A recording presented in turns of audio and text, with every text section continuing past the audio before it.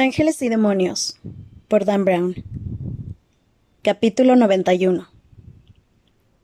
Landon y la chica echaron a correr hacia la entrada principal de la iglesia de Santa María de la Victoria. Al llegar se encontraron con que la puerta de madera estaba cerrada. Victoria disparó 3 veces a la vieja cerradura con la semiautomática de Olivetti y la hizo añicos. La iglesia carecía de antesala, de modo que al abrir la puerta accedieron directamente al santuario. La escena que encontraron era tan inesperada, tan extraña, que Landon tuvo que cerrar los ojos y volver a abrirlos antes de que su mente pudiera asimilarla. La iglesia era de un barroco fastuoso, con las paredes y los altares dorados. En el centro del santuario, bajo la cúpula principal, habían sido apilados los bancos de madera, y ahora ardían como una especie de épica pira funeraria. La hoguera se alzaba hasta la cúpula. Al levantar la mirada, el auténtico horror de la escena descendió como un ave de presa. En lo alto, de los lados derecho e izquierdo del techo, colgaban los cables que solían utilizarse para balancear el incensario sobre la congregación. Ahora, sin embargo, no colgaba ningún incensario de ellos. Tampoco se balanceaban. Habían sido utilizados para otra cosa. Suspendida de los cables había una persona, un hombre desnudo. Le habían sujetado cada una de las muñecas a un cable y lo habían alzado casi hasta desmembrarlo. Tenía los brazos completamente extendidos, como si estuviera clavado a una especie de crucifijo invisible que flotara en la casa de Dios. Landon se quedó paralizado al contemplar la escena. Un momento después presenció la abominación final. El anciano levantó la cabeza. Estaba vivo. Sus aterrorizados ojos lo miraron, suplicándole ayuda en silencio. En el pecho del hombre había un emblema. Había sido marcado. Landon no podía verlo con claridad, pero sabía perfectamente qué decía. Las llamas, cada vez más altas, ya casi lamían los pies del hombre, que dejó escapar un grito de dolor. Como impulsado por una fuerza invisible, Landon sintió que de repente su cuerpo se ponía en marcha y echaba a correr por el pasillo central en dirección a la pira. Al acercarse, el humo inundó sus pulmones. A 3 metros del infierno, en plena carrera, chocó contra un muro de calor. Al notar el intenso ardor en la piel del rostro, cayó de espaldas sobre el suelo de mármol mientras se protegía los ojos. Tambaleante se puso nuevamente en pie y siguió adelante intentando protegerse con las manos. Rápidamente se dio cuenta de que no podría soportar la intensidad del fuego. Retrocedió e inspeccionó las paredes de la capilla. Un grueso tapiz, pensó. Si pudiera sofocar de algún modo el... Pero no había ningún tapiz. Esto es una capilla barroca, Robert, no un maldito castillo alemán. Piensa. Volvió a mirar al hombre que permanecía suspendido. El humo y las llamas se arremolinaban en lo alto de la cúpula. Los cables del incensario a los que tenía atadas las muñecas estaban sujetos a unas poleas que pendían del techo, y de ahí descendían hasta unas cornamusas metálicas que había a cada lado de la nave. Landon examinó una de las cornamusas. Estaba fijada a la pared a bastante altura, pero sabía que si llegaba a ella y aflojaba uno de los cables, disminuiría su tensión y entonces podría balancear al hombre y alejarlo del fuego. Una llamarada alcanzó al cardenal y éste profirió un penetrante grito. Sus pies estaban empezando a llenarse de ampollas. Se estaba asando vivo. Landon se volvió entonces hacia la cornamusa y corrió hacia ella. En la parte trasera de la iglesia, Victoria se había refugiado tras un banco de madera tratando de serenarse. La imagen que tenía ante sí era espantosa. Apartó la mirada. «¡Haz algo!». Se preguntó dónde debía de estar Olivetti. ¿Habría visto al asesino? ¿Lo habría atrapado? ¿Dónde estaban ahora? Cuando por fin se disponía a ir a ayudar a Landon, un ruido la detuvo. El estrépito de las llamas era cada vez mayor, pero de repente otro ruido surcó el aire. Una vibración metálica, cercana. La repetitiva cadencia parecía provenir del final de la hilera de bancos de la izquierda.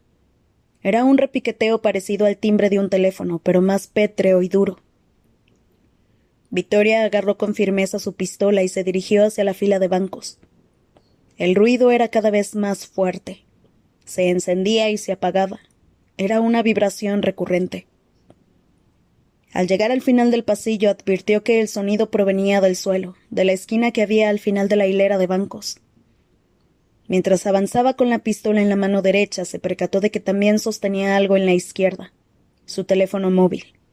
Había olvidado que lo había utilizado fuera de la iglesia para llamar a Olivetti, y que éste había activado la vibración del suyo. Vittoria se llevó el teléfono a la oreja. Todavía estaba sonando. Vittoria.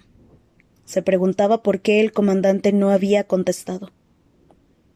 De repente, con creciente miedo, creyó entender qué provocaba el ruido. Siguió adelante. La iglesia entera pareció hundirse bajo sus pies al ver el cuerpo sin vida que yacía en el suelo. Del cadáver no manaba ningún fluido. No había signo de violencia alguno tatuado en su piel. Solo se distinguía la aterradora geometría de la cabeza del comandante, vuelta hacia atrás 180 grados. La joven no pudo evitar recordar las imágenes del cadáver mutilado de su propio padre. El teléfono de Olivetti estaba en el suelo, vibrando sobre el frío mármol. Vittoria colgó y el aparato dejó de sonar. En cuanto se hizo el silencio, sin embargo, oyó un nuevo ruido. Una respiración en la oscuridad, a su espalda. Empezó a volverse con la pistola en la mano, pero era demasiado tarde. Un intenso calor recorrió todo su cuerpo, de la cabeza a los pies, cuando el codo del asesino impactó con fuerza en su nuca. «Ya eres mía», dijo una voz. Luego se hizo la obscuridad a su alrededor. Al otro lado del santuario, en la pared lateral izquierda, Landon se había encaramado a lo alto de un banco e intentaba alcanzar la cornamusa que estaba a casi 2 metros de altura. Las cornamusas, como esa, eran habituales en las iglesias, y las colocaban en alto para evitar que la gente las manipulara. Sabía que los sacerdotes utilizaban unas escaleras de mano llamadas pioli para acceder a ellas. Estaba claro que el asesino había usado la escalera de la iglesia para colgar a su víctima. ¿Dónde demonios está esa escalera? Landon bajó la mirada y echó un vistazo a su alrededor. ¿Dónde? Un momento después el corazón le dio un vuelco. Recordó dónde la había visto. Se volvió hacia el violento fuego. Efectivamente, la escalera estaba en lo más alto de la fogata, envuelta en llamas. Presa de la desesperación, escudriñó la nave entera desde su plataforma elevada en busca de cualquier cosa que pudiera servirle para ayudar y alcanzar a la cornamusa. De repente, sin embargo, se dio cuenta de algo. ¿Dónde está Vittoria? Había desaparecido. ¿Habrá ido en busca de ayuda? Landon la llamó, pero no obtuvo respuesta. ¿Y dónde está Olivetti? Un aullido de dolor sonó en las alturas y el profesor supo que ya era demasiado tarde. Al levantar la mirada pudo ver que la víctima se estaba asando lentamente. Ya solo se le ocurría una cosa. Agua. Mucha agua. Apagar el fuego, o al menos aplacar las llamas. «Necesito agua, maldita sea», exclamó. «Eso viene luego», contestó una voz desde la parte trasera de la iglesia. Se volvió de golpe y a punto estuvo de caerse del banco. Por el pasillo un obscuro monstruo caminaba directamente hacia él. Incluso a la luz del fuego sus ojos seguían pareciendo completamente negros. Landon reconoció la pistola que llevaba en la mano. Era la misma que él había llevado antes en el bolsillo de la americana. La misma que Vittoria empuñaba al entrar en la iglesia. La repentina oleada de pánico que sintió era un frenesí de miedo contrapuestos. Su instinto inicial fue pensar en Vittoria. ¿Qué le habría hecho ese animal? ¿Estaba herida? ¿O quizá algo peor? Al mismo tiempo oyó que el cardenal gritaba desde las alturas. Iba a morir. Ayudarlo ahora era ya imposible. Finalmente, cuando el asesino lo apuntó con la pistola, el pánico de Landon se volvió sobre sí mismo y su instinto de supervivencia se activó. Se lanzó hacia el mar de bancos. El impacto contra estos fue más duro de lo esperado. Rodó por el suelo. El mármol amortiguó la caída con la misma suavidad que el frío acero. Entonces unos pasos se acercaron a él por la derecha. Se volvió hacia la entrada y empezó a gatear por entre los bancos para salvar la vida. En lo alto, el cardenal Guidera soportaba como podía sus últimos y desgarradores momentos de conciencia. Al posar la mirada sobre su propio cuerpo desnudo, advirtió que la piel de sus piernas empezaba a cubrirse de ampollas y a desprenderse. «Estoy en el infierno», decidió. «Dios mío, ¿por qué me has abandonado?» Sabía que debía de tratarse del infierno porque miraba al revés la marca que tenía en el pecho y aún así, como por arte de magia, podía leerla perfectamente. Fire. Capítulo 92. 3 votaciones. Seguían sin papa. En la Capilla Sixtina el cardenal Mortati había empezado a rezar para que tuviera lugar un milagro. «Envíanos a los candidatos». El retraso comenzaba a ser excesivo. La ausencia de un candidato podría haberla entendido. Por el contrario, la de 4 los dejaba sin opciones. En esas condiciones, alcanzar una mayoría de 2/3 iba a requerir efectivamente una intervención divina. Cuando los cerrojos de la puerta exterior empezaron a abrirse, Mortati y todo el colegio cardenalicio volvieron al unísono la cabeza hacia la entrada. Mortati sabía que eso solo podía significar una cosa.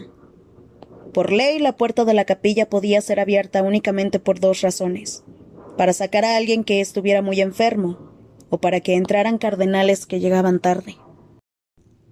«Los preferiti ya están aquí». Las esperanzas de Mortati renacieron de inmediato. El cónclave estaba salvado. Sin embargo, cuando la puerta se abrió, el grito ahogado que resonó por toda la capilla no fue de alegría.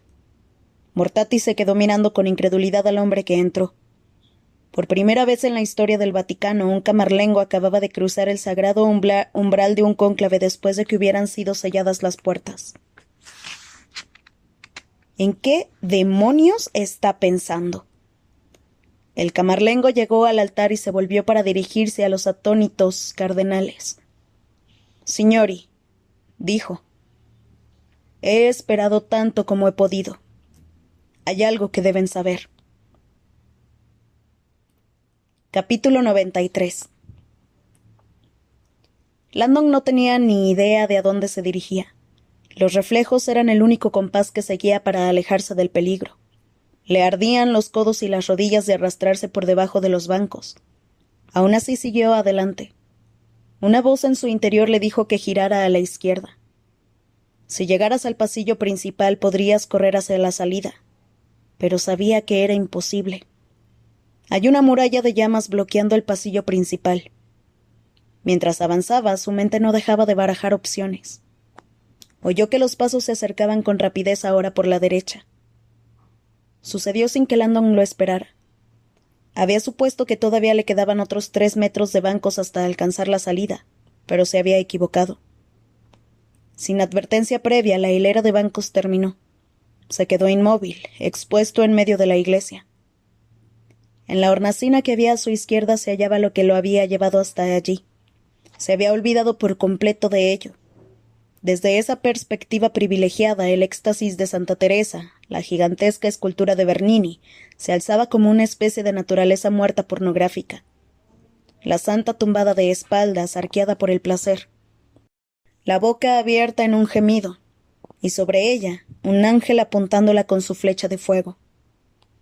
Una bala impactó entonces en el banco por encima de la cabeza de Landon, que se puso rápidamente en pie. Impulsado únicamente por la adrenalina y apenas consciente de sus actos, echó a correr, encorvado y con la cabeza gacha en dirección a la pared. Cuando las balas empezaron a impactar a su alrededor, saltó como pudo a la derecha de la iglesia y fue a parar contra la verja de un nicho que había en la pared. Fue entonces cuando la vio, hecha un gurruño al fondo de la nave. «¡Victoria!». Tenía las piernas dobladas, pero le pareció que todavía respiraba. Ahora no tenía tiempo de ayudarla. El asesino rodeó entonces los bancos por el extremo izquierdo de la iglesia y se abalanzó sobre él. Landon supo que todo había terminado. El hombre lo apuntó con su arma y él hizo la única cosa que podía hacer. Saltó por encima de la barandilla del nicho. Justo cuando caía al suelo al otro lado, las columnas de mármol de la balaustrada recibieron los impactos de una lluvia de balas. Landon se arrastró hacia el fondo del nicho semicircular. Se sentía como un animal acorralado. El único contenido de la hornacina parecía irónicamente apropiado. Un sarcófago. «El mío, quizá», se dijo. Incluso la clase de ataúd parecía apropiado. Era una escátola, una pequeña caja de mármol sin adornos. El entierro saldría bien de precio. El sarcófago descansaba sobre 2 bloques de mármol, y al ver la abertura que había debajo, Landon se preguntó si cabría por ella. Oyó el eco de unos pasos detrás de él. Sin otra opción a la vista, se tumbó en el suelo y se deslizó por debajo del ataúd. Se agarró a los 2 soportes de mármol, tiró con fuerza y se deslizó por la abertura. El asesino disparó. Además del estruendo del disparo, Landon notó que la bala le rozaba la piel. Pasó por su lado con un siseo como el de un latigazo, y al impactar contra el mármol levantó una nube de polvo. Asustado, metió todo su cuerpo en la abertura, y tras arrastrarse por el suelo de mármol llegó finalmente al otro lado del sarcófago. No había salida. Landon se encontró cara a cara con la pared trasera del nicho. No tenía duda alguna de que ese diminuto espacio detrás del ataúd se convertiría en su tumba. Y muy pronto, pensó, al ver que el cañón de la pistola asomaba por la abertura. El asesino sostenía la pistola en paralelo al suelo, apuntando directamente a su estómago. No podía fallar. El instinto de supervivencia expolió la mente del profesor. Retorciéndose, se tumbó sobre su estómago en paralelo al féretro. Boca abajo, plantó las manos en el suelo, abriéndose el corte que se había hecho en los archivos con un cristal.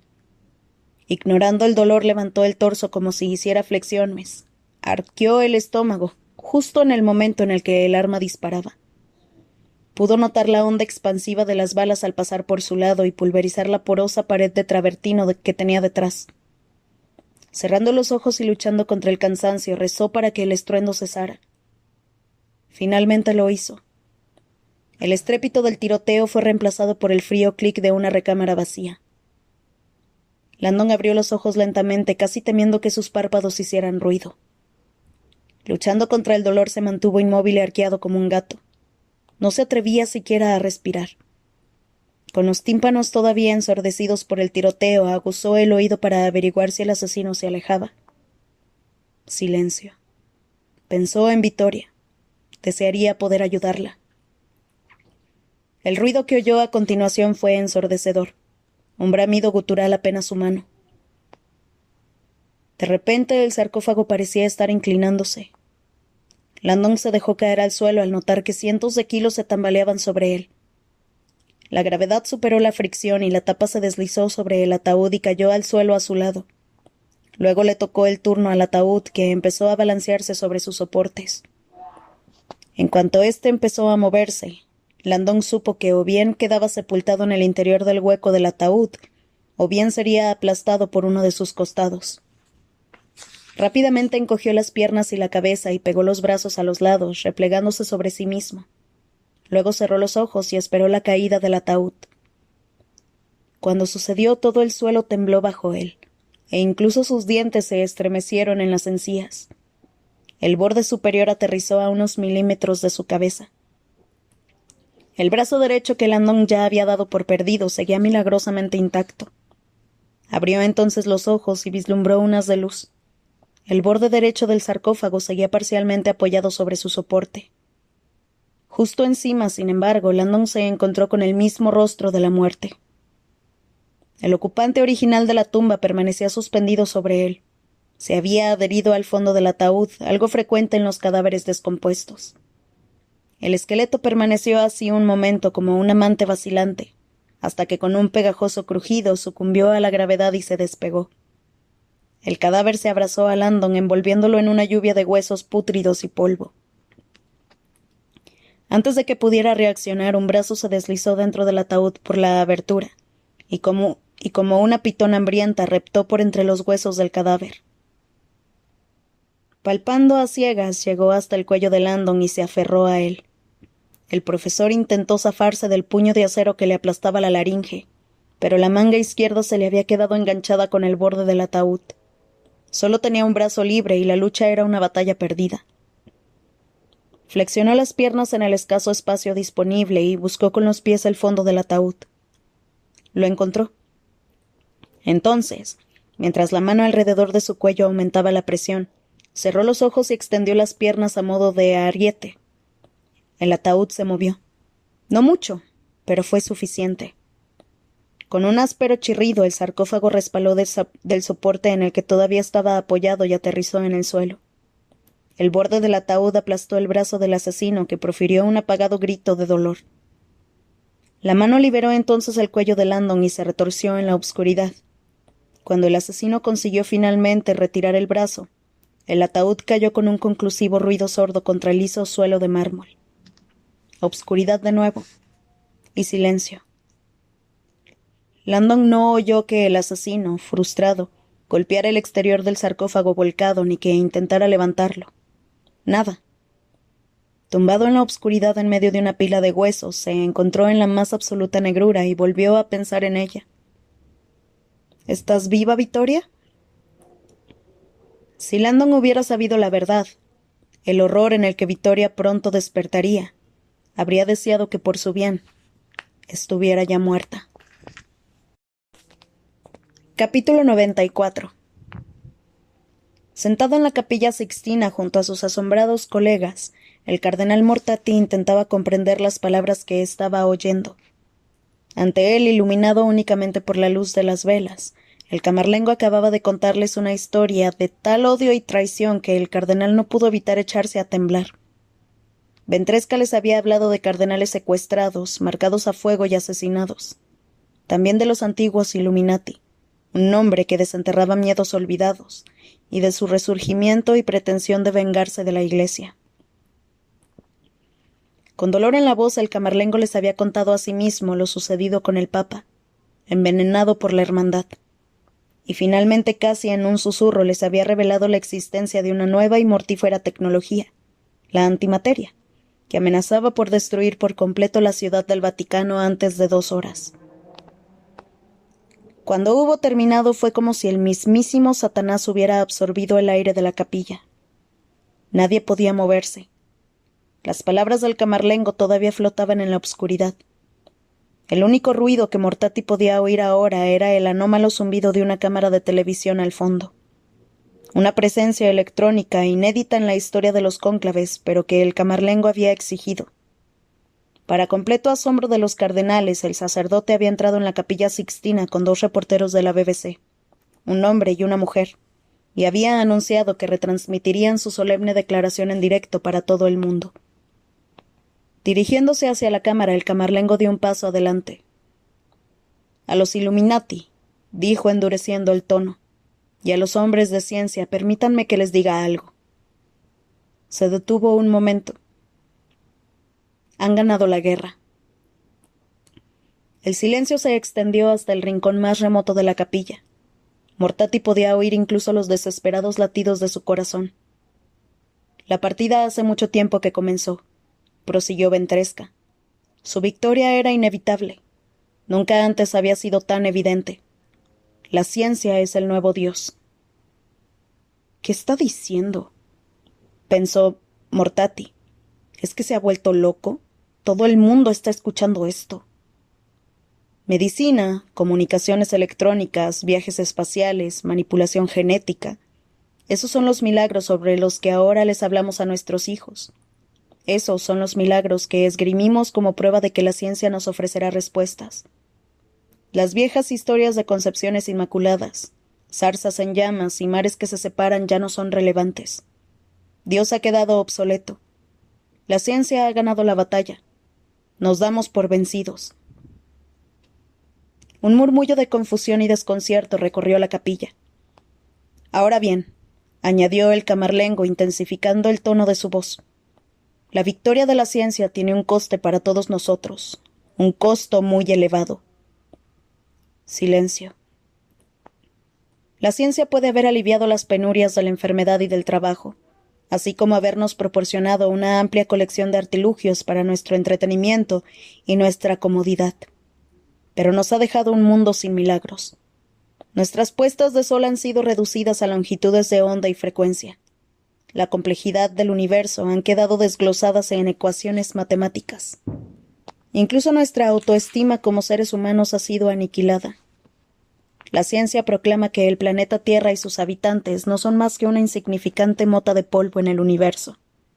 Un mero accidente cósmico. Se detuvo un momento. Incluso la tecnología que promete unirnos en realidad nos divide. Cada uno de nosotros está electrónicamente conectado a los demás y sin embargo nos sentimos completamente solos. Nos bombardean con imágenes de violencia, división, fractura y traición. El escepticismo se ha convertido en virtud, y el cinismo y la exigencia de pruebas en pensamiento ilustrado. ¿De verdad le sorprende a alguien que los seres humanos se sientan hoy más deprimidos y derrotados que en ningún otro momento de la historia? ¿Hay algo que la ciencia considere sagrado? La ciencia investiga nuestros fetos nonatos en busca de respuestas. Presume incluso de manipular nuestro propio ADN.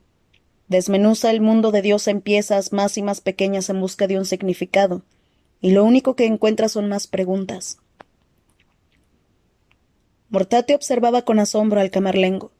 Sus palabras eran casi hipnóticas. La fortaleza física de sus movimientos y de su voz no la había presenciado nunca en un altar vaticano. La voz del hombre estaba preñada de convicción y tristeza. La vieja guerra entre ciencia y religión ha terminado, dijo Ventresca. Han ganado, pero no lo han hecho limpiamente. No han ofrecido respuestas. Han ganado haciendo creer a nuestra sociedad que las verdades que antaño guiaban nuestros pasos ahora son inaplicables. La religión no puede seguir su ritmo. El crecimiento científico es exponencial. Se alimenta a sí mismo como un virus. Cada nuevo descubrimiento conduce a otro. A la humanidad le llevó miles de años progresar de la rueda al coche, pero solo unas décadas del coche al espacio. Ahora medimos el progreso científico en semanas. Estamos fuera de control. La brecha entre nosotros es cada vez mayor, y la religión ha quedado atrás. La gente sufre un vacío espiritual. Buscamos desesperadamente un sentido. Créanme, desesperadamente. Vemos ovnis, contactamos con espíritus, tenemos experiencias extrasensoriales, emprendemos búsquedas mentales. Todas esas excéntricas ideas tienen una pátina científica, pero son desvergonzadamente irracionales. Son el grito desesperado del alma moderna, solitaria y atormentada, lisiada por sus propios conocimientos y su incapacidad de aceptar un significado en nada que sea ajeno a la tecnología. Mortate advirtió que se había inclinado hacia adelante. Tanto él como los demás cardenales y la gente de todo el mundo estaban pendientes de cada una de las palabras del sacerdote. El camarlengo hablaba sin retórica ni vitriolo. No hacía referencia a las Escrituras ni a Jesucristo. Hablaba utilizando términos modernos, sin adornos, puros. En cierto modo era como si esas palabras las pronunciara el mismo Dios. Ventresca utilizaba un idioma moderno para comunicar su antiguo mensaje. En ese momento Mortate entendió las razones por las que el fallecido papa sentía tanto aprecio por ese joven. En un mundo de apatía, cinismo y deificación tecnológica, hombres como el camarlengo, realistas, capaces de dirigirse a otras almas como él acababa de hacer, eran la única esperanza de la Iglesia. Su tono se volvió aún más enérgico. La ciencia, dicen ustedes, nos salvará. La ciencia, digo yo, nos ha destruido. Desde la época de Galileo, la Iglesia ha intentado entorpecer su implacable avance, a veces con los medios equivocados, pero siempre con buena intención. Aún así, las tentaciones son demasiado grandes para que el hombre pueda resistirse a ellas. Miren a su alrededor. Las promesas de la ciencia no se han cumplido. Sus promesas de eficiencia y simplicidad solo nos han traído polución y caos. Somos una especie fracturada y frenética, que se hunde en una espiral de destrucción. El camarlengo hizo una larga pausa y luego miró fijamente a la cámara. ¿Quién es ese Dios de la ciencia? ¿Qué Dios le ofrece a la gente poder, pero no un marco moral para poder utilizarlo? ¿Qué clase de Dios le da fuego a un niño, pero no le advierte de sus peligros? El lenguaje de la ciencia carece de referentes sobre lo que está bien y lo que está mal. Los manuales de ciencia nos dicen cómo crear una reacción nuclear, pero no contienen ningún apartado en el que se nos pregunta si es una buena o mala idea. A los hombres de ciencia les digo lo siguiente. La Iglesia está cansada. Estamos agotados de intentar ser su referente moral. Cada vez nos resulta más difícil ser la voz de equilibrio mientras ustedes prosiguen ciegamente su búsqueda de chips más pequeños y beneficios más grandes. No les pedimos que se refrenen, pues está claro que no pueden.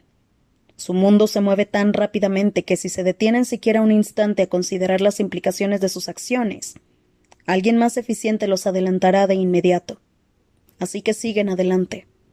No dejan de construir armas de destrucción masiva, pero es el Papa quien viaja por el mundo para recordarnos las implicaciones morales de nuestras acciones.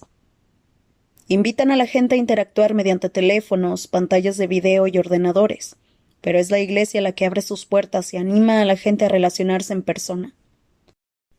Asesinan incluso a bebés no natos en nombre de una investigación que salvará vidas. Y una vez más, es la Iglesia la que pone en evidencia la falacia de ese razonamiento. Mientras tanto, ustedes proclaman la ignorancia de la Iglesia. Pero ¿quién es más ignorante? ¿El hombre que no puede definir un relámpago o el que no respeta su asombroso poder? Esta Iglesia les tiende la mano, se la tiende a todos. Y sin embargo, cuanto más lo intenta, más nos rehúyen. Demuestren que existe un Dios, nos dicen. Y yo les contesto que observen el cielo con sus telescopios y me digan cómo puede no haber uno. El camarlengo tenía lágrimas en los ojos. Me preguntan por el aspecto de Dios y yo les contesto que de dónde sale esa pregunta. Las respuestas son una y la misma. ¿No ven a Dios en su ciencia? ¿Cómo puede ser? Aseguran que el más mínimo cambio en la fuerza de la gravedad o en el peso del átomo habría convertido nuestro universo en una neblina sin vida en vez de nuestro magnífico mar de cuerpos celestiales. ¿Y no ven la mano de Dios en ello? ¿De verdad es más fácil creer que simplemente escogimos la carta adecuada de una baraja de miles de millones? ¿Tan grande es nuestra crisis espiritual que preferimos creer en imposibilidades matemáticas antes que en un poder más grande que nosotros? Tanto si creen en Dios como si no, continuó Ventresca, ensombreciendo todavía más el tono de voz. Deben creer esto que les digo. Al abandonar nuestra confianza en un poder más grande que nosotros, abandonamos nuestro sentido de la responsabilidad. La fe, todas las fes, son admoniciones de que hay algo que no podemos entender, ante lo que somos responsables. Con fe somos responsables ante los demás, ante nosotros mismos y ante una verdad superior. La religión es imperfecta, pero solo porque el hombre lo es. Si el mundo exterior pudiera ver esta iglesia como yo la veo, más allá del ritual de estas paredes, verían un milagro moderno, una hermandad de almas simples e imperfectas, que únicamente pretende ser una voz compasiva en un mundo fuera de control. El camarlengo se volvió entonces hacia el colegio cardenalicio. La cámara de la BBC siguió instintivamente su mirada y enfocó a los cardenales. ¿Somos obsoletos?, preguntó Ventresca. ¿Son estos hombres dinosaurios? ¿Lo soy yo? ¿Necesita el mundo una voz para los pobres, los débiles, los oprimidos, los bebés no natos? Necesitamos almas como estas que, aún imperfectas, se pasan la vida implorándonos a cada uno de nosotros que prestemos atención a los referentes morales y no nos descarriemos. Mortati se dio cuenta de que, conscientemente o no, la jugada del camarlengo estaba siendo brillante. Al mostrar a los cardenales, personalizaba a la Iglesia. La ciudad del Vaticano ya no consistía únicamente en una serie de edificios, sino también en personas. Personas que, al igual que el camarlengo, se habían pasado la vida al servicio del bien. Esta noche estamos al borde de un precipicio, declaró el sacerdote. Ninguno de nosotros puede permitirse ser apático. Tanto da que para ustedes el mal sea Satanás, la corrupción o la inmoralidad. La fuerza oscura está viva y no deja de crecer. No la ignoren. El camarlengo bajó el tono y la cámara se acercó a él. Aunque poderosa, la fuerza no es invencible. El bien puede prevalecer. Escuchen a sus corazones. Escuchen a Dios. Juntos podemos salir de este abismo. Finalmente Mortati lo comprendió. Esa era la razón. El cónclave había sido violado, pero se trataba de la única opción. Era una dramática y desesperada petición de ayuda. El camarlengo se dirigía tanto a sus enemigos como a sus amigos. Suplicaba a todo el mundo que viera la luz y detuviera la locura. Sin duda, quienes estuvieran escuchándolo advertirían la demencia del complot que estaba denunciando y harían algo al respecto. Ventresca se arrodilló ante el altar. «Recen conmigo». El colegio cardenalicio al completo se arrodilló y se unió a su rezo. Tanto en la plaza de San Pedro como alrededor del globo, la gente, atónita, se arrodilló con ellos. Capítulo 95. El Hassassin depositó su trofeo inconsciente en la parte trasera de la furgoneta y se detuvo un momento para admirar su cuerpo. No era tan hermosa como las mujeres que solía comprar, pero aún así había en ella una fuerza animal que lo excitaba. Su cuerpo relucía perlado por el sudor y olía a almizcle. El asesino siguió saboreando su premio e ignoró las punzadas que sentía en el brazo. Aunque dolorosa, la magulladura que le había hecho el sarcófago al caer era insignificante. Bien valía la compensación que obtendría.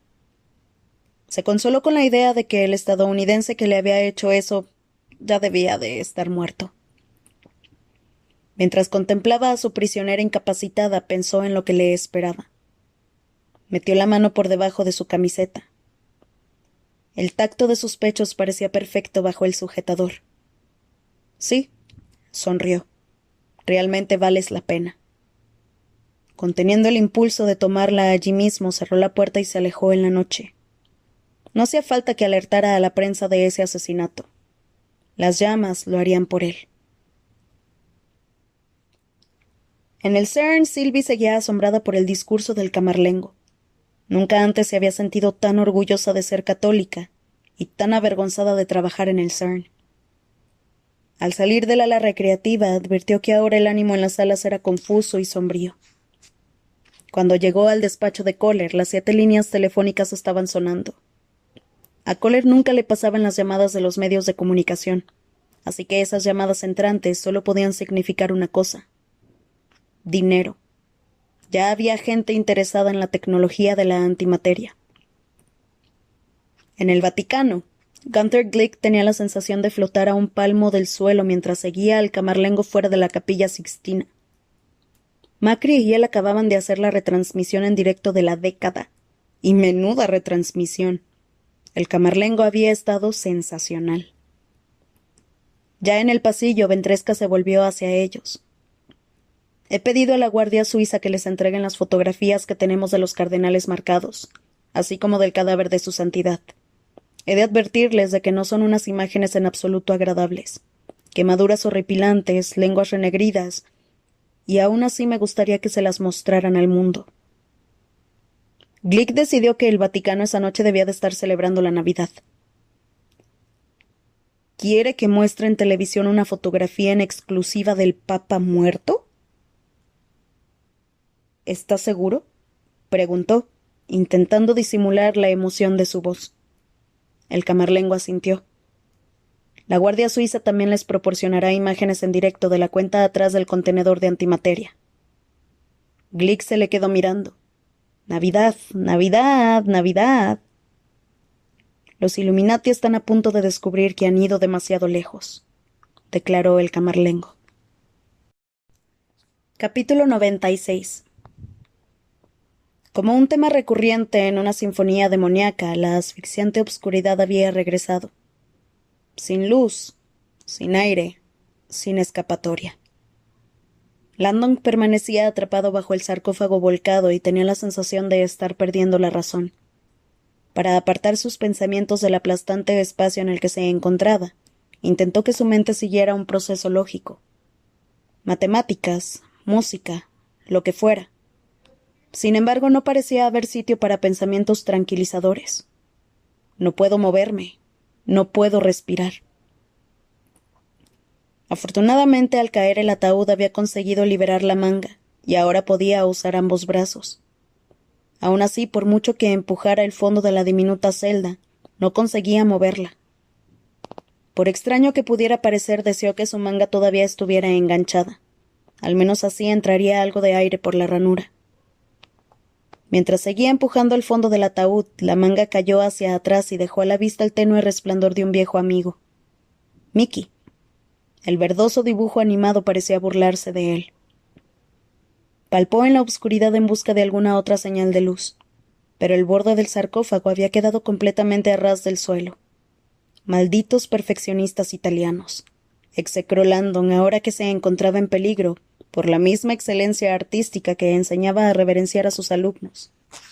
Bordes perfectos, paralelas impecables y por supuesto uso exclusivo del mármol de Carrara más compacto y resistente. La precisión podía resultar asfixiante. «Levántala de una maldita vez», dijo en voz alta, empujando con mayor fuerza la maraña de huesos. La caja se movió ligeramente. Apretando la mandíbula, volvió a intentarlo. La caja pesaba como una gran roca, pero esta vez consiguió levantarla medio centímetro. Un fugaz haz de luz lo envolvió antes de volver a caer con un golpe seco y dejarlo nuevamente a obscuras. Intentó volver a levantar el ataúd con las piernas, pero ahora ya no tenía espacio suficiente para estirarlas. Atenazado por la claustrofobia, tuvo la impresión de que las paredes del sarcófago se encogían a su alrededor. Presa del delirio, luchó contra esa ilusión con los restos de intelecto que le quedaban. «Sarcófago», dijo en voz alta con la mayor esterilidad académica de la que fue capaz. Pero ese día incluso la erudición parecía estar en su contra. Sarcófago proviene de las palabras griegas sarx, que significa carne, y phagein, que significa comer. Estoy atrapado en una caja literalmente diseñada para comer carne. Las imágenes de jirones de carne y huesos solo sirvieron para recordarle que estaba cubierto de restos humanos. El pensamiento le provocó náuseas y escalofríos, pero también le dio una idea. Tras rebuscar a tientas por el ataúd encontró un fragmento de hueso. ¿Una costilla, quizá? No le importaba. Lo único que quería era algo que le sirviera de cuña. Si conseguía levantar el féretro aunque solo fuera unos milímetros y deslizaba el fragmento de hueso por debajo del borde, quizá entraría suficiente aire. Tras apoyar la punta del hueso en la ranura entre el suelo y el ataúd, extendió la otra mano y empujó hacia arriba. La caja no se movió, ni un milímetro. Volvió a intentarlo. Por un momento pareció temblar ligeramente, pero eso fue todo. Asfixiado por el fétido olor y la falta de oxígeno, Landon se dio cuenta de que solo le quedaba tiempo para un intento más. Y también comprendió que necesitaría ambos brazos. Colocó entonces la punta del hueso en la rendija y, cambiando de posición, lo apoyó contra el hombro. Con cuidado de que no se soltara, levantó las dos manos. El sofocante espacio le resultaba cada vez más asfixiante, y sintió una oleada de intenso pánico. Era la segunda vez ese día que se quedaba atrapado y sin aire. Con un fuerte grito, Landon empujó hacia arriba. Consiguió levantar por un instante el ataúd. Tiempo suficiente. El fragmento de hueso que había apoyado contra el hombro se deslizó por la rendija que había abierto. Cuando el sarcófago volvió a caer, el hueso se hizo añicos, pero esta vez el féretro quedó ligeramente apuntalado. Bajo el borde podía verse un diminuto haz de luz. Agotado, Landon se dejó caer sobre la espalda y aguardó a que la asfixiante sensación de la garganta desapareciera. Sin embargo, a medida que pasaban los segundos iba peor. El aire que entraba por la ranura parecía imperceptible. Se preguntó si sería suficiente para mantenerlo con vida. Y en tal caso, ¿por cuánto tiempo? Si se desmayaba, ¿cómo iban a saber que estaba allá dentro? Volvió a consultar la hora. Las 10:12. Con dedos trémulos buscó a tientas la esfera del reloj, hizo girar una ruedecilla y presionó un botón.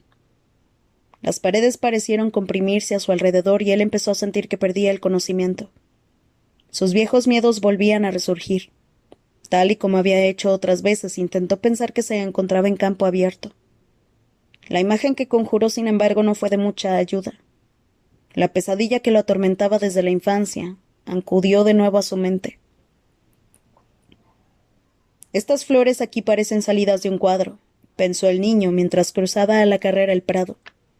Le habría gustado que sus padres hubieran ido con él, pero estaban ocupados montando la tienda de campaña. No vayas a explorar muy lejos, le había dicho su madre. Él fingió que no la oía y se internó en el bosque. Ahora, tras atravesar el glorioso campo, el chico llegó a una pila de piedras. Supuso que debían de ser los cimientos de una antigua hacienda. No se acercaría. Sabía que no debía. Además, otra cosa había llamado su atención. Un reluciente zapatillo de Venus, la flor más rara y hermosa de New Hampshire. Hasta entonces solo la había visto en las páginas de los libros. Emocionado, el muchacho corrió hacia la flor y se arrodilló ante ella. El suelo mullido estaba cubierto por completo de hierba. Advirtió entonces que su flor había encontrado un lugar especialmente fértil para crecer. Los restos de una pila de madera podrida. Emocionado ante la perspectiva de llevarse a casa su premio, estiró el brazo para tomar el tallo. Nunca llegó a hacerlo. Se oyó un escalofriante crujido y la tierra cedió bajo sus pies. Durante los 3 segundos de mareante terror que duró la caída, el chico creyó que iba a morir. La colisión haría añicos sus huesos, pensó mientras se precipitaba en caída libre. Cuando llegó al fondo, sin embargo, no sintió dolor, únicamente algo blando y frío. Se estrelló contra la superficie líquida y se sumergió en su angosta obscuridad. Desorientado, palpó las lisas paredes que lo rodeaban. De algún modo, como por instinto, consiguió salir a la superficie. Luz, tenue, sobre su cabeza. Se diría que a kilómetros de distancia. Buscó en las paredes algo a lo que agarrarse. Solo encontró piedra lisa. Había caído en un pozo abandonado. Pidió ayuda, pero sus gritos reverberaron en el estrecho pozo. Gritó una y otra vez. Sobre él la luz del irregular agujero se iba atenuando. Empezaba a caer la noche. El tiempo pareció contraerse en la oscuridad. Mientras flotaba en el fondo del pozo, se sentía cada vez más entumecido. No dejaban de atormentarlo visiones de las paredes derrumbándose y enterrándolo vivo. Los brazos ya fatigados le dolían. Varias veces creyó oír voces. Gritó, pero su voz sonaba apagada, como en un sueño. Al llegar la noche, el pozo pareció estrecharse aún más, como si sus paredes se comprimieran. El chico intentó resistirse. Agotado, quiso darse por vencido, pero el agua lo mantenía a flote y enfriaba sus miedos hasta dejarlo entumecido. Cuando el equipo de rescate llegó, encontraron al muchacho casi inconsciente. Había pasado 5 horas en el agua. 2 días después, el Boston Globe publicó una en portada una noticia titulada El pequeño nadador que sobrevivió. Capítulo 97. El asesino sonrió al aparcar su furgoneta junto a la gigantesca estructura de piedra que daba al río Tíber. Subió la escalera con su trofeo a cuestas, agradecido de que su carga no pesara mucho. Llegó a la puerta. La iglesia de la Iluminación, se regodeó. La antigua sala de reuniones de los Illuminati. ¿Quién habría imaginado que se encontraba aquí? Una vez dentro, depositó a la mujer sobre un diván acolchado. Luego le ató las manos a la espalda y los pies entre sí. Lo que deseaba hacer le debía esperar hasta que hubiese terminado su tarea final. Agua. Aún así se permitió un momento de indulgencia. Se arrodilló a su lado y le pasó la mano por el muslo. Era suave. Subió la mano un poco más. Sus dedos oscuros se introdujeron por debajo del dobladillo de sus pantalones cortos. Subió un poco más. Se detuvo. Paciencia, se dijo excitado. Hay trabajo por hacer. Salió un momento al balcón de piedra de la cámara.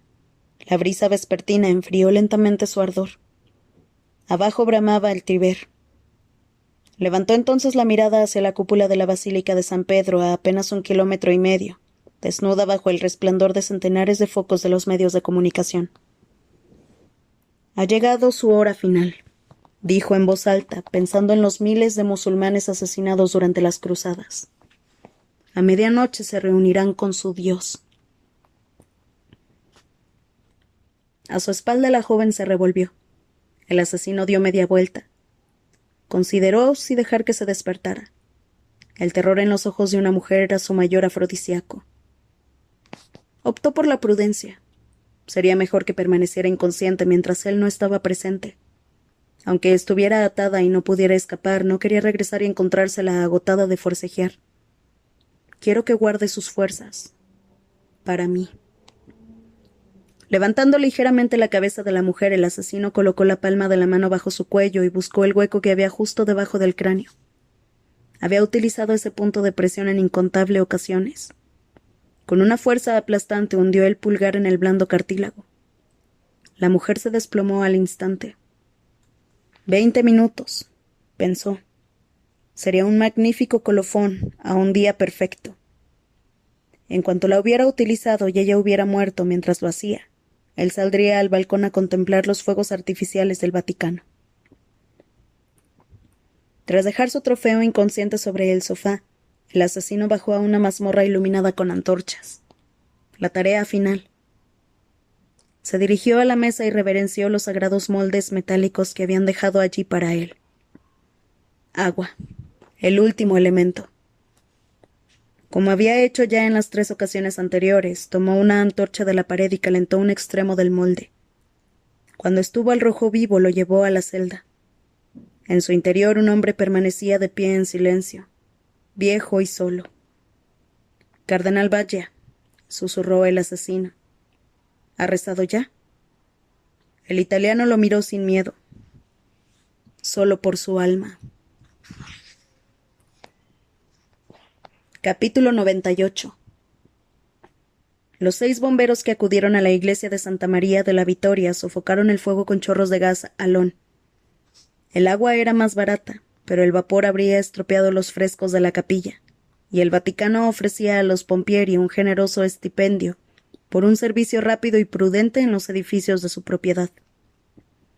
Debido a la naturaleza de su trabajo, los hombres bomberos presenciaban tragedias casi a diario, pero lo acontecido en esa iglesia era algo que ninguno de ellos olvidaría. Crucifixión, ahorcamiento, quema en la hoguera. La escena parecía salida directamente de una pesadilla gótica. Lamentablemente, como solía suceder, los medios habían llegado antes que el cuerpo de bomberos, y habían grabado numerosas imágenes antes de que despejaran la iglesia. Cuando los bomberos pudieron finalmente descolgar a la víctima y depositarla en el suelo, no tuvieron duda alguna de quién se trataba. «Cardinale Guidera», susurró uno de ellos. «Di Barcelona». La víctima estaba desnuda. La parte inferior de su cuerpo había quedado completamente carbonizada, y las heridas abiertas de los muslos rezumaban sangre. Las tibias estaban expuestas. Un bombero vomitó. Otro tuvo que salir de la iglesia para respirar aire fresco. Lo más espantoso, sin embargo, era el símbolo que le habían grabado en el pecho. El jefe del equipo de bomberos rodeó el cadáver sobrecogido por el horror. «¡E ópera del diablo!», dijo para sí. «Esto es obra del mismísimo Satanás». Y se santiguó por primera vez desde que era niño. «¡Sé un altro cadavere!», exclamó alguien. Uno de los bomberos había encontrado otro cuerpo. El jefe de bomberos reconoció de inmediato a la segunda víctima. El austero comandante de la Guardia Suiza era un hombre por el que pocos representantes de las fuerzas del orden público sentían aprecio. El jefe llamó al Vaticano, pero todas las líneas estaban ocupadas. Sabía que daba igual. La Guardia Suiza se enteraría por la televisión en cuestión de minutos. Al inspeccionar los daños para intentar dilucidar qué debía de haber pasado, el jefe vio un nicho que había sido acribillado a balazos. Un ataúd había caído de sus soportes y había volcado. Estaba hecho todo un desastre. De esto ya se encargarán la policía y la Santa Sede, pensó volviéndose. Mientras lo hacía, sin embargo, oyó un ruido que provenía del ataúd y se detuvo. Era un sonido que a ningún bombero le gustaba oír. «¡Una bomba!», gritó. «Tutti fuori». Cuando la brigada de artificieros dio la vuelta al ataúd, descubrieron el origen del pitido. Todos se quedaron mirando fijamente la escena confusos. «¡Médico!», exclamó finalmente un artificiero. «¡Un médico! Capítulo 99. ¿Alguna noticia de Olivetti? Preguntó el camarlengo con el rostro macilento mientras Rocher lo escoltaba de la Capilla Sixtina al despacho del Papa. No, signore. Temo lo peor. Cuando llegaron al despacho, el camarlengo se dirigió a Rocher con voz grave. Capitán, ya no puedo hacer nada más. De hecho, me temo que ya he hecho demasiado. Voy a entrar al despacho a rezar. Que nadie me moleste. El resto está ahora en manos de Dios. Sí, signore. Es tarde, capitán. Encuentre ese contenedor. Nuestra búsqueda continúa. Rocher vaciló, pero el arma parece estar muy bien escondida. Ventresca hizo una mueca de dolor como si no pudiera pensar en ello. Si a las 11:15 el Vaticano todavía está en peligro, quiero que evacúe a los cardenales. Pongo su seguridad en sus manos. Solo le pido una cosa. Deje que salgan de aquí con dignidad, que salgan a la plaza de San Pedro y se encuentren cara a cara con el resto del mundo. No quiero que la última imagen de esta iglesia sea la de unos ancianos asustados huyendo por la puerta trasera. Muy bien, señore. ¿Y usted? ¿También vengo a buscarlo a las 11:15? No hará falta. Señore, me iré cuando el espíritu así lo disponga. Rocher se preguntó si el camarlengo pretendía hundirse con el barco. Carlo Ventresca abrió la puerta del despacho del Papa y entró. En realidad, se volvió. Hay una cosa. Señore, hace algo de frío esta noche. Estoy temblando. La calefacción está apagada. Le encenderé la chimenea. El sacerdote sonrió. Gracias. Gracias, muchas gracias. Rocher se marchó tras dejar al camarlengo rezando ante una pequeña estatua de la Virgen María que había junto a la chimenea. Era una imagen inquietante, una sombra negra arrodillada en el parpadeante resplandor. Mientras el capitán recorría el pasillo, apareció un guardia en su busca. Incluso a la luz de las velas, Rocher reconoció al teniente Chartrand, joven, inexperto y entusiasta. Capitán, exclamó Chartrand con un teléfono móvil en la mano. Creo que el discurso del camarlengo ha surtido efecto. Un desconocido dice tener información que puede ayudarnos. Ha llamado a una de las extensiones privadas del Vaticano. No tengo ni idea de cómo habrá conseguido el número. Rocher se detuvo de golpe. ¿Qué? Quiere hablar con el oficial de mayor rango. ¿Sabemos algo de Olivetti? No, señor. Rocher tomó el teléfono. Al habla el capitán Rocher. Soy el oficial de mayor rango. Rocher, dijo la voz al otro lado. Voy a explicarle quién soy. Luego le indicaré qué hará usted a continuación. Cuando el desconocido hubo dejado de hablar y colgó, el capitán todavía seguía estupefacto. Ahora sabía de quién recibía órdenes. Mientras tanto, en el CERN, Sylvie Baduluk intentaba desesperadamente tomar notas de todas las solicitudes de patente que llegaban al buzón de voz de Kohler. Cuando la línea privada del despacho del director comenzó a sonar, la secretaria se sobresaltó. Nadie tenía ese número. Contestó. ¿Sí? Señorita Baduluk, soy el director Kohler. Avise a mi piloto. El avión ha de estar listo dentro de 5 minutos. Capítulo 100. Robert Landon no tenía ni idea de dónde estaba o cuánto tiempo había pasado inconsciente cuando abrió los ojos y se encontró bajo el fresco barroco del interior de una cúpula. Sobre su cabeza había humo y algo le cubría la boca. Una máscara de oxígeno. Se la quitó. En el aire flotaba un olor terrible, como de carne quemada. Landon hizo una mueca al sentir el intenso dolor de cabeza. Trató de incorporarse. A su lado estaba arrodillado un hombre vestido de blanco.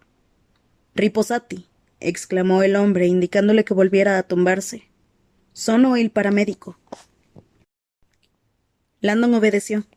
La cabeza le daba vueltas como las volutas del humo. ¿Qué demonios ha pasado? Una tenue sensación de pánico recorrió su cuerpo. «Il topo l'ha salvato», dijo el paramédico. «Ratón. Salvador». Él se sintió todavía más perdido. ¿Ratón Salvador? El hombre señaló el reloj de Mickey Mouse en su muñeca. Los pensamientos de Landon comenzaron entonces a aclararse. Recordó que había programado la alarma. Al mirar la esfera del reloj se dio cuenta de que eran las 10:28. Se incorporó de golpe. De pronto todo volvió a él. Landon permanecía de pie cerca del altar mayor junto al jefe de bomberos y unos cuantos de sus hombres. Estaban bombardeándole a preguntas, pero él no les prestaba atención. Tenía las suyas propias. Le dolía todo el cuerpo, pero sabía que debía actuar con rapidez. Un bombero se dirigió a él desde el otro lado de la iglesia. Lo he vuelto a comprobar. Los únicos cadáveres que hemos encontrado son los del cardenal Guidera y el del comandante de la Guardia Suiza. No hay rastro alguno de ninguna mujer. Grazie, dijo Landon, sin saber si se sentía aliviado u horrorizado. Recordaba haber visto a Vittoria tumbada en el suelo, inconsciente. Ahora ya no estaba. La única explicación que se le ocurría no era en absoluto tranquilizadora. El asesino no se había mostrado muy sutil por teléfono. Una mujer con carácter. Qué excitante. Quizá antes de que esta noche termine seré yo quien la encuentre a usted. Y cuando lo haga. Landon miró a su alrededor. ¿Dónde está la Guardia Suiza? Todavía no hemos podido ponernos en contacto con ellos. Las líneas del Vaticano están colapsadas. El profesor se sintió abrumado y solo. Olivetti estaba muerto. El cardenal estaba muerto. Vittoria había desaparecido. Media hora de su vida se había esfumado en un abrir y cerrar de ojos.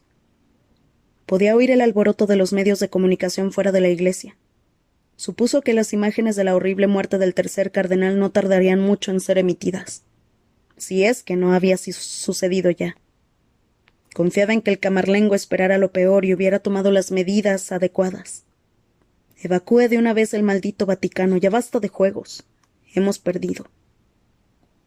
De repente Landon se dio cuenta de que todo aquello que hasta entonces lo había spoileado, ayudar a salvar la ciudad del Vaticano, rescatar a los 4 cardenales, encontrarse cara a cara con la hermandad que había estudiado durante años, había desaparecido de su mente.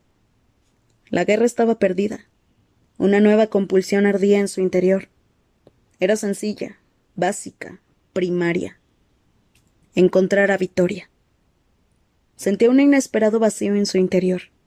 A menudo había oído que una situación intensa podía unir a 2 personas más que una convivencia de décadas. Ahora lo creía. En ausencia de Vittoria sentía algo que no había sentido en años. Soledad. El dolor le daba fuerzas. Apartó todas las demás cosas de su mente y se concentró únicamente en su misión. Rezó para que el asesino antepusiera el trabajo al placer. De lo contrario ya sería demasiado tarde. No, se dijo. Todavía tienes tiempo. El captor de Vittoria tenía una tarea pendiente. Debía salir a la superficie una vez más antes de desaparecer para siempre. El último altar de la ciencia, pensó. Al asesino le quedaba una tarea final. Tierra, aire, fuego, agua. Consultó su reloj. 30 minutos. A continuación se acercó al éxtasis de Santa Teresa. Esta vez, al ver el indicador de Bernini, no tuvo duda alguna de lo que estaba buscando. Deja que los ángeles guíen tu noble búsqueda. Justo encima de la santa recostada, contra un fondo de llamas doradas, se cernía el ángel de Bernini. Su mano sujetaba una flecha de fuego. Siguió con la mirada a la dirección de la misma, que se arqueaba hacia la pared derecha de la iglesia. Examinó el punto exacto. No había nada. Obviamente Landon sabía que en realidad señalaba un lugar más allá de la pared. ¿Qué dirección es esa?, preguntó volviéndose hacia el jefe de bomberos con renovada determinación. ¿Dirección? El jefe se volvió hacia el lugar que él señalaba. Parecía confundido. No sé. El oeste, creo. ¿Qué iglesias hay en esa dirección? El desconcierto del jefe de bomberos parecía ir en aumento. Docenas. ¿Por qué? El profesor frunció el entrecejo. Por supuesto que había docenas. Necesito un plano de la ciudad, ahora mismo. El jefe envió a alguien al camión de bomberos a buscarlo. Landon se volvió hacia la estatua. Tierra, aire, fuego. Vittoria. El último indicador está relacionado con el agua, se dijo, y es de Bernini. Estaba allí afuera en alguna iglesia, una aguja en un pajar. Repasó mentalmente todas las obras de Bernini que podía recordar. Necesito un tributo al agua.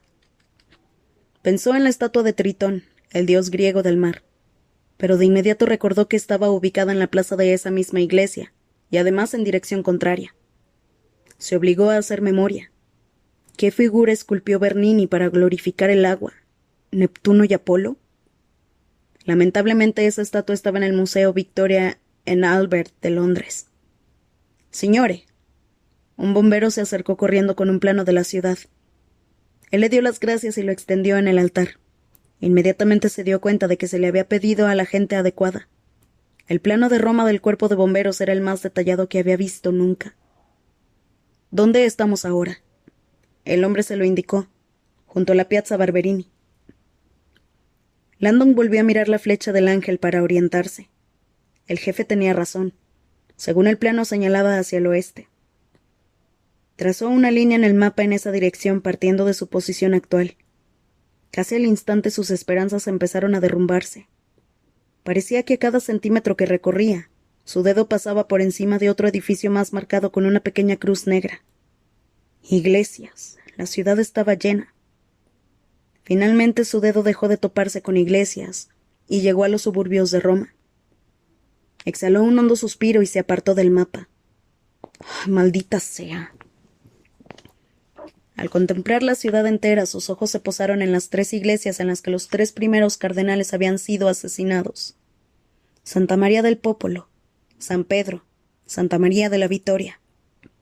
Al ver en sí el emplazamiento de los santuarios, advirtió algo raro. Por alguna razón había imaginado que estarían repartidos al azar por Roma, pero no era así. Estaban separados de un modo sistemático, y su ubicación parecía trazar un enorme triángulo en la ciudad. Lo verificó 2 veces. No eran imaginaciones suyas. Pena, dijo de repente sin levantar la mirada del plano. Alguien le tendió un bolígrafo. Landon trazó un círculo alrededor de las 3 iglesias. El pulso se le aceleró. Verificó 3 veces las marcas que había hecho. Un triángulo simétrico. Lo primero que le vino a la mente fue el gran sello de los billetes de $1, y el triángulo con el ojo que todo lo ve. Pero eso no tenía sentido. Había marcado únicamente 3 puntos. Se suponía que en total debía de haber 4. ¿Dónde demonios está el agua? Sabía que independientemente del lugar en el que se encontrara el cuarto indicador, el triángulo quedaría deshecho. La única opción para mantener la simetría era que éste estuviera situado dentro del triángulo, en el centro. Miró el lugar en el plano. Nada. Pero la idea seguía fastidiándole. Los 4 elementos de la ciencia tenían la misma consideración. El agua no era especial. El agua no podía estar en el centro de los demás. Aún así su instinto le dijo que esa disposición sistemática no podía ser accidental. Hay algo que se me escapa. Solo había una alternativa. Los 4 puntos no componían un triángulo, sino alguna otra forma. Landon miró el plano. ¿Un cuadrado, quizá? Si bien no tenía ningún sentido simbólico, al menos los cuadrados eran simétricos. Puso el dedo en el punto del plano que convertiría el triángulo en un cuadrado. Inmediatamente comprobó que un cuadrado perfecto era imposible. Los ángulos del triángulo original eran oblicuos, y lo que se obtenía era más bien un cuadrilátero distorsionado. Mientras seguía estudiando otros posibles puntos alrededor del triángulo, sucedió algo inesperado. Advirtió que la línea que había trazado anteriormente para indicar la dirección de la flecha del ángel pasaba por una de las posibilidades. Estupefacto trazó un círculo alrededor de ese punto. Las 4 marcas de tinta que tenía ante sí en el mapa formaban ahora una especie de extraño diamante. Frunció el entrecejo. Los diamantes tampoco eran un símbolo de los Illuminati. Se detuvo un momento. Aunque claro, por un instante visualizó el famoso diamante de los Illuminati. El pensamiento, claro está, era ridículo. Lo descartó. Además, el diamante del plano era oblongo como un cometa, Difícilmente podía ser un ejemplo de la impecable simetría por la que el diamante de los Illuminati era reverenciado. Cuando se inclinó hacia adelante para examinar el lugar en el que había situado el indicador final, lo sorprendió descubrir que el cuarto punto se encontraba en el centro mismo de la célebre Piazza Navona. Sabía que en esa plaza había una iglesia importante, pero ya había pasado antes el dedo por ella, y que él supiera no contenía ninguna obra de Bernini. Era la iglesia de San Agnés en Angone, Santa Inés en Agonía, llamada así en honor de Santa Inés, una deslumbrante virgen adolescente condenada a una vida de esclavitud sexual por negarse a renunciar a su fe. En esa iglesia tiene que haber algo. Landon se devanó los sesos pensando en su interior, pero no recordaba que allí hubiera ninguna obra de Bernini ni nada que tuviera que ver con el agua. Además, la disposición de las iglesias en el mapa le fastidiaba. Un diamante. Era demasiado perfecto para ser una coincidencia, pero no lo suficiente para que tuviera sentido. ¿Un cometa? Se preguntó si no habría elegido un punto equivocado. ¿Qué se me está escapando? Tardó 30 segundos en caer en la cuenta, pero cuando lo hizo la euforia que sintió fue la mayor de toda su carrera académica. El genio de los Illuminati parecía no tener fin. La forma que estaba mirando no pretendía ser ningún diamante. Los 4 puntos solo formaban uno porque él había conectado los puntos adyacentes. Los Illuminati creen en los opuestos. Mientras unía los vértices opuestos con su bolígrafo, le temblaban los dedos. Ante él se formó una cruz gigante. Es una cruz. Los 4 elementos de la ciencia se desplegaron ante sus ojos, formando una enorme cruz que atravesaba Roma. Mientras la contemplaba maravillado, recordó un verso del poema, como si se tratara de un viejo amigo con una nueva cara. Cross Rome the mystic elements unfold. Cross Rome.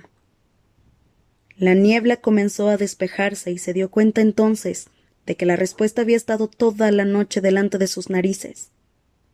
El poema de los Illuminati indicaba cómo estaban dispuestos los altares. Formaban una cruz. Era un juego de palabras verdaderamente ingenioso. Landon había leído la palabra cross como una abreviación de across, cruz y a través, y había supuesto que se trataba de una licencia poética para mantener la métrica del poema. Pero era mucho más que eso. Era otra pista oculta. La cruz del plano, advirtió, representaba la dualidad máxima de los Illuminati. Era un símbolo religioso formado por los elementos de la ciencia. El sendero de la iluminación de Galileo era un tributo tanto a la ciencia como a Dios. El resto de las piezas del rompecabezas encajaron casi de inmediato. Piazza Navona. En el centro de la Piazza Navona, enfrente de la iglesia de San Agnés in Agonía, Bernini había erigido una de sus esculturas más celebradas. Todo el mundo que visitaba Roma iba a verla. La fuente de los 4 ríos. Como un tributo perfecto al agua, la fuente de los 4 ríos de Bernini celebraba los 4 grandes ríos de la antigüedad: el Nilo, el Ganges, el Danubio y el Río de la Plata. Agua, pensó Landon. El indicador final. Era perfecto. Y lo mejor, la verdadera guinda del pastel, se percató, era que en lo alto de la fuente de Bernini había un alto obelisco. Landon dejó a los confusos bomberos tras de sí y atravesó corriendo la iglesia en dirección al cuerpo sin vida de Olivetti. Las 10:31. Tiempo suficiente, pensó. Por primera vez en todo el día tuvo la sensación de llevar cierta ventaja. Se arrodilló junto al cadáver de Olivetti, que permanecía oculto tras unos bancos, y tomó discretamente la semiautomática y el radio del comandante. Sabía que debía pedir ayuda, pero ese no era el lugar para hacerlo. De momento la ubicación del último altar de la ciencia debía permanecer en secreto. La aparición de los medios de comunicación y del cuerpo de bomberos con sus sirenas a todo volumen en la Piazza Navona no le sería de ninguna ayuda. Sin decir una palabra se escabulló por la puerta y esquivó a los medios que en ese momento entraban en masa en la iglesia. Cruzó la Piazza Barberini. En la oscuridad encendió la radio e intentó contactar con el Vaticano, pero solo obtuvo interferencias. O el transmisor estaba fuera del radio de alcance, o bien necesitaba algún tipo de código de autorización. Landon intentó regular los complejos diales y botones sin éxito. De repente se dio cuenta de que su plan de pedir ayuda no iba a funcionar. Buscó con la mirada una cabina en la plaza. No había ninguna. De todos modos, las líneas del Vaticano estaban colapsadas. Estaba solo. Sintió que la oleada de confianza inicial decaía, y de repente tomó conciencia de su lamentable estado, cubierto de polvo de huesos, con cortes, exhausto y hambriento. Se volvió hacia la iglesia. Una espiral de humo se elevaba sobre la cúpula iluminada por los focos de los medios de comunicación y los camiones de bomberos. Se preguntó si no sería mejor regresar y pedir ayuda, pero su instinto le dijo que contar con ella, sobre todo si era inexperta, no sería más que un inconcordio. Si el asesino nos ve llegar. Pensó en Vittoria y supo que esa sería la última oportunidad que tendría de atrapar a su captor. Piazza Navona, se dijo. Tenía tiempo suficiente para llegar allí y tener una emboscada. Buscó un taxi, pero las calles estaban casi completamente desiertas. Al parecer, incluso los taxistas lo habían dejado todo para ir en busca de un televisor. La Piazza Navona estaba a tan solo 1,5 kilómetros, pero Landon no tenía intención alguna de malgastar una valiosa energía recorriendo esa distancia a pie. Volvió a mirar la iglesia y se preguntó si podría tomar prestado algún vehículo. ¿Un camión de bomberos? ¿Una furgoneta de los medios de comunicación? Seamos serios. Consciente de que las opciones y los minutos se iban agotando, tomó una decisión.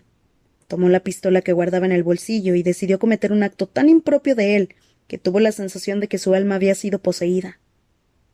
Se acercó a un solitario Citroën sedán que se había detenido en un semáforo y apuntó al conductor a través de la ventanilla bajada. «Fuera», le ordenó. Tembloroso, el hombre salió. Landon se puso entonces detrás del volante y arrancó.